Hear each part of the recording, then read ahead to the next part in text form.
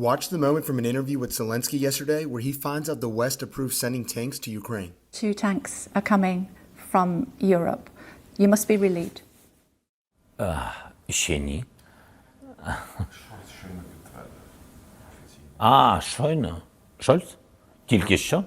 У мене з Шольцем буде розмова ось зараз. Just hours after that interview was filmed, Ukraine renewed its push to get F-16 fighter jets as well.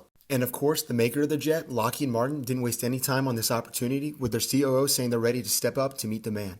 What's interesting about this is that, unlike tanks, Ukraine is much less likely to get F-16s, and it's not because they're too rare or expensive. They were first made in the 1970s, and 50 other countries already use them. The reason is that they really wouldn't help Ukraine that much. Let me explain. The Pentagon has been using this war as a testing ground for modern military strategy. And if the Pentagon has learned one thing so far, it's that the ground-based air defense approach, like Ukraine has been using so far, is superior to aircraft. But there's one big problem. For most of the 21st century, the Pentagon has been pouring billions into programs like the F-35 Lightning and other aircraft, and neglecting air defense systems and artillery, which Ukraine has demonstrated the importance of. To put it into perspective, Ukraine alone is going through 90,000 rounds of 155mm artillery shells a month. But right now, the U.S. Army is only capable of producing 14,000 shells a month. It's gotten so bad that the Pentagon has begun to start taking equipment from its forces stationed in South Korea to keep up with demand. And keep in mind, this is just Ukraine. It's estimated that in a war between China and the United States over Taiwan, the U.S. will run out of munitions in just a week. So what am I getting at? The Pentagon has learned that the U.S. is not equipped at all to support a protracted conventional war, and it's going to start prioritizing munitions over aircraft.